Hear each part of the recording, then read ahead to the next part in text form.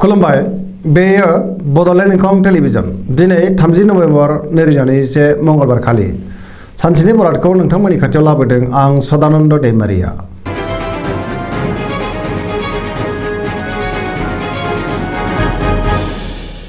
सिगां फरायनो लादों मेष राशि गिबि हांखो अ ल। दिनैनि साना मोजां आरो गाज्रिनि गेजेरजों बाबेनलांगोन। नेगेटिभ एनार्जिनि गोहोम गोग्लैनो हागौ। सोरजोंबा एना एनि जानोबो हागौ। सांग्रां जानाया गाहाम। गोसोनि साननायफ्रा गोरोबलायनाय नङा। गोबां खस्थ' मोननांनो हागौ।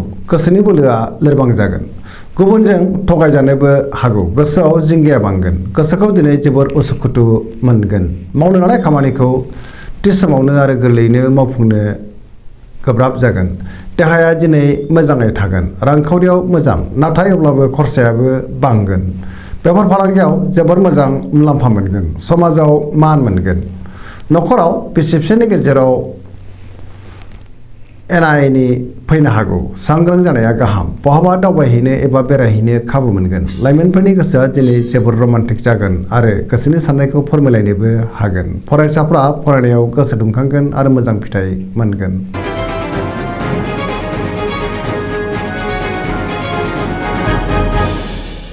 वृष राशि गिबि हांखो इ उ ब। दिनैनि साना मोजां आरो गाज्रिनि गेजेरजों बाबेनलांगोन। बयजोंबो गोरोबनो आरो मोजां मोनजानाय नङा। गुबुननि हेफाजाब मोननो गोब्राब जागोन। गोसोखौ दिनै जोबोर गुलुं गुजुं मोनगोन। मावनो लानाय खामानिखौ मावफुंनो हागोन। समाजाव मान मोनगोन। रांखावरियाव मोजां, आयाबो बांगोन। बेफार फालांगियाव मोजां मुलाम्फा मोनगोन। बहाबा थाङोब्ला मोजां। न'खराव बिसि फिसायनि गेजेराव अननानै फैगोन। देहाया दिनै बारा मोजां थानाय नङा। जानाय लोंनायाव सांग्रां जानाया गाहाम। देहायारि जेंनायाव गोग्लैनांनो हागौ। सेंग्रा सिख्लाफ्रा गावबा गावनि गोसोनि साननायखौ फोरमायलायनो हागोन आरो गोसोआबो रमान्टिक जागोन। बहानिफ्रायबा हरखाबै मोजां खौरां फैनोबो हागौ। फरायसाफ्रा फरायनायाव गोसो दुंखांगोन आरो मोजां फिथाइबो मोनगोन।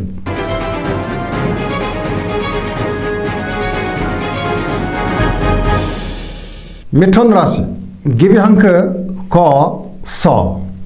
दिनैनि साना मोजां आरो गाज्रिनि गेजेरजों बाबेनलांगोन। गोसोआ जोबोर उसुखुथु जागोन।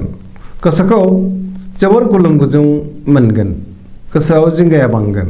मावनो लानाय खामानिखौ मावफुंनो गोब्राब जागोन। देहाया मोजाङै थागोन। रांखावरियाव बारा मोजां नङा। गोबां खहा जानांनो हागौ। बेफार फालांगियावबो मोजां नङा होनजायो। न'खराव दिनै बिसि फिसायनि गेजेराव अनलायनाय फैगोन। बिदा फंबायजों मोजां सोमोन्दो थागोन। सोरबा लोगोआ गाज्रि नोजोर होखोमागोन। सांग्रां जानाया गाहाम। सोरजोंबा सोंखारि जानोबो हागौ। गुबुननि हेफाजाब लानांगोन। बहाबा थांनो खाबु मोननो हागौ। गोसोनि बोलोआ लोरबां जागोन, नाथाय अब्लाबो गियाननि आंखाल जानाय नङा। लाइमोनफोरनि गोसोआ दिनै जोबोर रमान्टिक जागोन। फरायसाफ्रा फरायनायाव गोसो दुंखांगोन आरो मोजां फिथाइ मोनगोन। गोसोनि साननायखौ फोरमायनोबो हागोन। धोरोमारि बिथिङाव गोसो दुंखांगोन।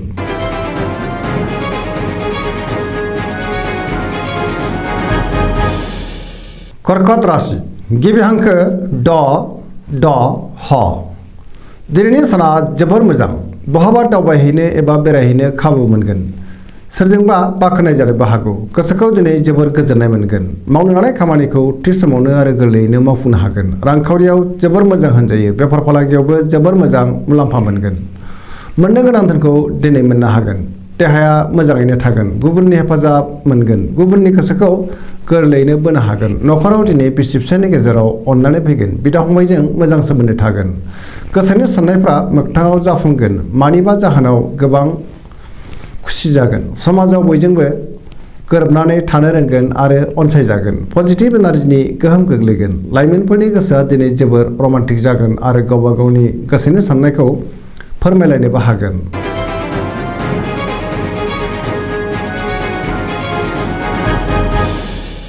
सिंह राशि गिबि हांखो म ट। दिनैनि साना जोबोर मोजां। जेरावबो जाफुंसार जानो हागोन। गुबुननि थाखाय गोबां मोजां खामानि मावनानै होनो हागोन। बहाबा दावबायहैनो खाबु मोनगोन आरो मोजाङैनो हान्थिनोबो हागोन। गोसोआव बोलो बांगोन। सोरबा गोजाम लोगोजों बहाबा लोगो मोनज्लायगोन मावनो लानाय खामानिखौ थि समावनो आरो गोरलैयैनो मावफुंनोबो हागोन गोसोखौ जोबोर गोजोननाय मोनगोन रांखावरियाव जोबोर मोजां होनजायो अब्लाबो नाथाय खरसायाबो बांगोन बेफार फालांगियाव जोबोर मोजां मुलाम्फा मोनगोन न'खराव दिनै गोजोनै थानो हागोन देहाया मोजाङैनो थागोन गोसोनि साननायफ्रा मोगथाङाव जाफुंगोन समाजाव दिनै गोबां मान मोनगोन गुबुननि गोसोखौ दिनै गोरलैयैनो बोनो हागोन सेंग्रा सिख्लाफ्रा जोबोर रमान्टिक जागोन आरो गावबा गावनि गोसोनि साननायखौ फोरमायलायनोबो हागोन फरायसाफ्रा फरायनायाव गोसो दुंखांगोन गोसोनि साननाय आरो लुबैनायखौ मोननो हागोन आरो जाफुंसारगोन गोबां खामानि मावनो गोसो दुंखांगोन पजिटिभ एनार्जिनि गोहोम गोग्लैगोन सरासनस्रायै दिनै साना जोबोर मोजां आरो मोजाङैनो बारग'लांगोन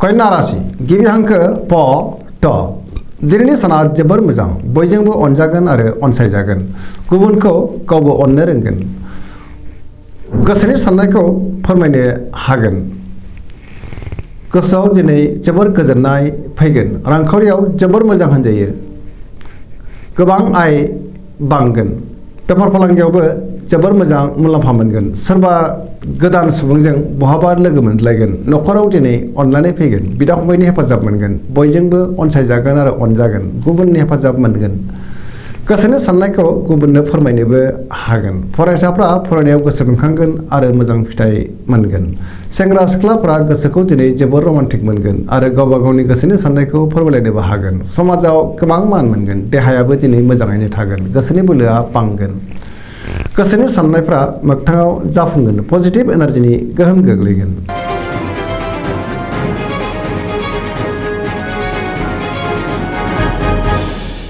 तुला राशि गिबि हांखो र ट दिनैनि साना जोबोर मोजां गुबुनजों मोजां मोनजागोन आरो अनसायजागोन समाजाव गोबां मान मोनगोन गोसोखौ दिनै जोबोर गोजोननाय मोनगोन गुबुननि थाखाय गोबां मोजां खामानि मावनानै होनो हागोन गोसोखौ जोबोर गोजोननाय मोनगोन आरो गोसोनि साननायफ्रा मोगथाङाव जाफुंगोन बहाबा दावबायहैनो एबा बेरायहैनो खाबु मोनगोन जोबोर रमान्टिक जागोन गोसोनि बोलोआ बांगोन गोसोनि साननायफ्रा मोगथाङाव जाफुंगोन मावनो लानाय खामानिखौ थि समावनो आरो गोरलैयैनो मावफुंनोबो हागोन देहाया मोजाङैनो थागोन रांखावरियाव मोजां मोननो गोनां धोनखौ मोननोबो हागोन न'खराव दिनै बिसि फिसायनि गेजेराव अननानै फैगोन समाजाव मान मोनगोन बेफार फालांगियावबो मोजां मुलाम्फा मोननो हागोन गोबां सुबुंजों लोगो मोनज्लायगोन लिरनाय फरायनायाव आखा फाखा जागोन जेरावबो देरहासार जागोन फरायसाफ्रा फरायनायाव गोसो दुंखांगोन आरो मोजां फिथाइ मोनगोन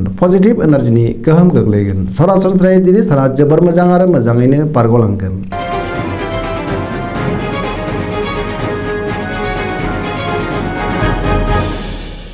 वृश्चिक राशि गिबि हांखो न स दिनैनि साना जोबोर मोजां गोसोखौ जोबोर गोजोननाय मोनगोन लोगोफोरनि हेफाजाब मोनगोन सोरबा लोगोआ मोजां खौरां होफैनो हागौ गोसोआव गेबें साननाय फैगोन मावनो लानाय खामानिखौ थि समावनो आरो गोरलैयैनो मावफुंनोबो हागोन गोसोनि बोलोआ बांगोन गावनि गोसोनि साननायखौ गुबुननो फोरमायनोबो हागोन समाजाव गोबां मान मोनगोन न'खराव दिनै बिसि फिसायनि गेजेराव अननानै फैगोन रांखावरियाव जोबोर मोजां नाथाय अब्लाबो खरसायाबो बांगोन बेफार फालांगियाव जोबोर मोजां मुलाम्फा मोनगोन देहाया दिनै मोजाङैनो थागोन गुबुननि थाखाय मोजां खामानि मावनानै होनो हागोन गोबां बिथिङावनो जाफुंसारनो हागोन जेरावबो सांग्रां जानोबो रोंगोन फरायसाफ्रा फरायनायाव गोसो दुंखांगोन आरो मोजां फिथाइ मोनगोन लाइमोनफोरनि गोसोआ दिनै जोबोर रमान्टिक जागोन आरो गावबा गावनि गोसोनि साननायखौ फोरमायलायनोबो हागोन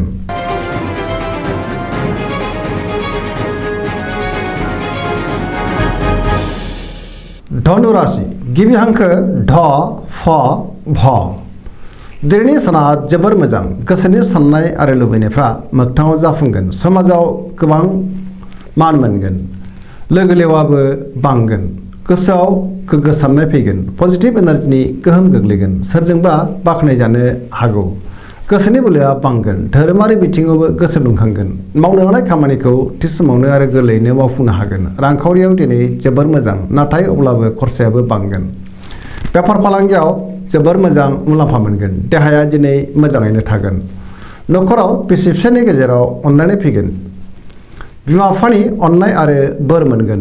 गुबुना खहा खालामनो नाजागोन। सांग्रां जानाया गाहाम। लाइमोनफोरनि गोसोआ दिनै जोबोर रमान्टिक जागोन आरो गावबा गावनि गोसोनि साननायखौबो फोरमायलायनोबो हागोन। फरायसाफ्रा फरायनायाव गोसो दुंखांगोन आरो मोजां फिथाइ मोनगोन।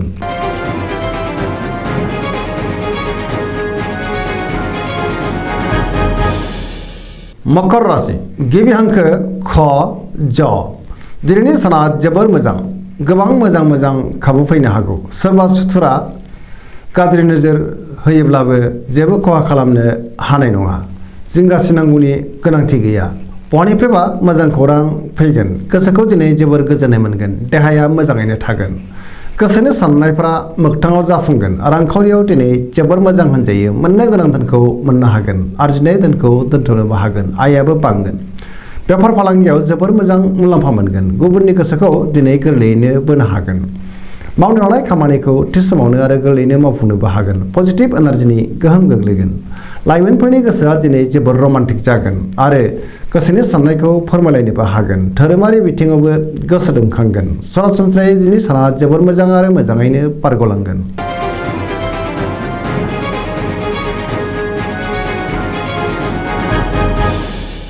कुम्भ राशि गिबि हांखो ग स स। दिनैनि साना मोजां आरो गाज्रिनि गेजेरजों बाबेलनांगोन। सोरजोंबा नांलाय खमलाय एबा एना एनिबो जानो हागौ।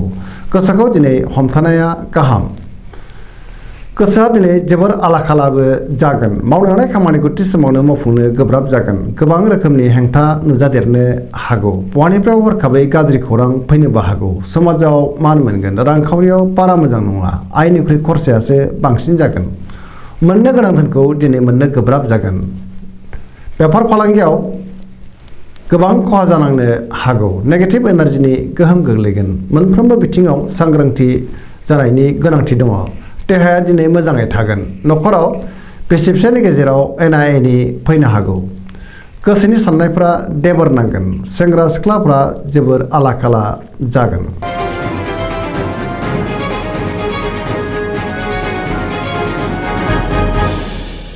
मीन राशि गिबि हांखो ड स। दिनैनि साना मोजां आरो गाज्रिनि गेजेरजों बाबेलनांगोन। गोबां मोजां खाबुफोरा एरायलांनो हागौ। गोसोखौ दिनै जोबोर उरां फारां मोनगोन। गोसोनि बोलोआ लोरबां जागोन। देहाया मोजाङैनो थागोन। रांखावरियाव बारा मोजां नङा। खरसाया बांगोन। मोननो गोनां धोनखौ मोननो गोब्राब जागोन। बेफार फालांगियाव मोजां नङा। गोबां खहा जानांनो हागौ। न'खराव दिनै बिसि फिसायनि गेजेराव अनलायनाय फैगोन। बिदा फंबायजों मोजां सोमोन्दो थागोन। बिमा बिफानि बोर मोनगोन। गुबुननि थाखाय जेंनायाव गोग्लैनांनो हागौ। सांग्रां जानाया गाहाम। लाइमोनफोरनि गोसोआ दिनै जोबोर रमान्टिक जागोन। पजिटिभ एनार्जिनि गोहोमबो गोलैगोन। गोसोनि साननायखौ फोरमायनोबो हागोन। दिनैनि राशि फरायनाया एसेनोसै। जोबनायाव बेखौनो खावलायो जाहाथे नोंथांमोना सानफ्रामबो जोंनि बे बड'लेण्ड इंखं टेलिभिजनखौ नायबाय थायो आरो साबस्क्राइब खालामो, लोगोसे लाइक खालामो आरो शेयार खालामो। एसेनोसै। गोजोन्थों।